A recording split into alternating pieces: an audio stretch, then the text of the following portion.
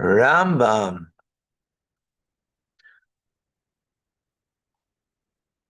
We begin. We're actually doing the second chapter of today. The laws of ritual slaughter.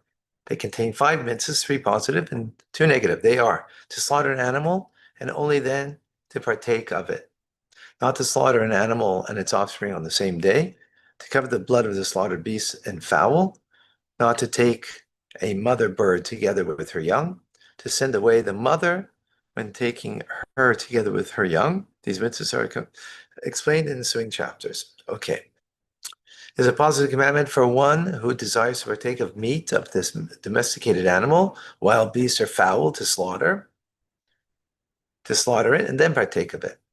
As the verse says, and you shall slaughter your cattle and from your sheep. Right? I'm talking about, of course, that which is, to begin with, a kosher animal that you could slaughter. And with regard to her firstborn animal with a blemish, it states, as one partake of the deer and of the gazelle. From this we learn that the wild beast is governed by the same laws as the domesticated animal with regard to ritual slaughter. Right. The cow is domesticated, a deer and gazelle are not, but they're both kosher.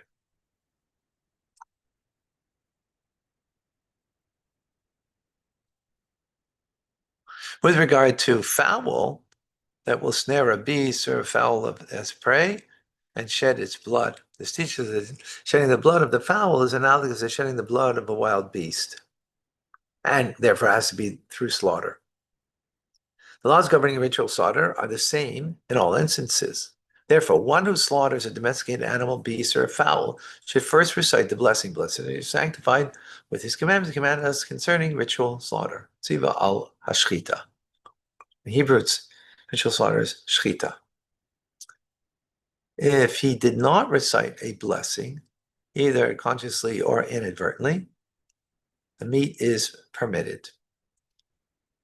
Right. So now this blessing isn't part of the ritual act. It's the acknowledgement of the mitzvah that we're doing, but the ritual act is the slaughter itself. So therefore, if you didn't make the blessing, the meat is still permitted. It's not like, it's not kosher meat now. Yeah, some people think, it's the rabbi goes into the store and gives blessings over the food, and that's what makes the food kosher. No. It's forbidden to partake of a slaughtered animal throughout the time it is in the death throes. Right. Before rigor mortis has to set in. When a person partakes of that before it dies, he transgresses the negative commandments, as the act including the prohibition to not eat upon the blood.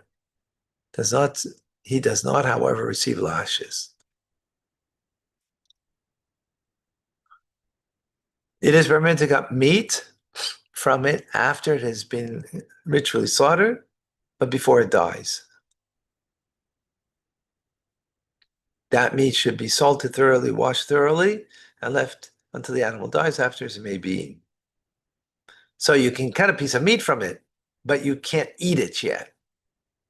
Fish and locusts, are there certain types of locusts that are kosher? We don't know what that is today. I don't know who would want to eat locusts, but I guess because we don't eat it, If no one ate fish, they would say, who wants to eat fish? Right?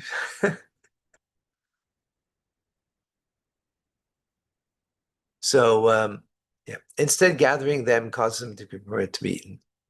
So just gathering them makes it kosher. As indicated, it's going to get sheep and cattle be slaughtered for them to be, them that will suffice them.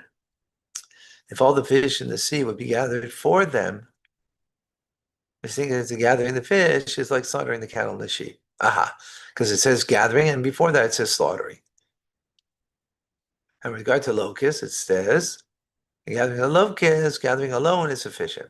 Therefore, if the fish die naturally in the water, they are permitted, and it's permitted to eat them while they are alive. Because it's no limb from an animal. Interesting.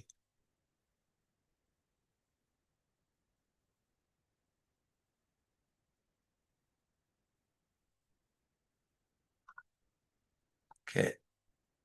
The slaughter which the Torah mentions without elaboration must be explained so that we would know A, which place in the animal is appropriate to ritual slaughter? What is the measure of the slaughtering process? With what do we slaughter? When do we slaughter? In which place of the animal's neck do we slaughter? How do we slaughter? What factors disqualify the slaughter? And who can slaughter? We are commanded concerning all of these factors in the Torah with the verse, and you shall slaughter from your cattle as I commanded you.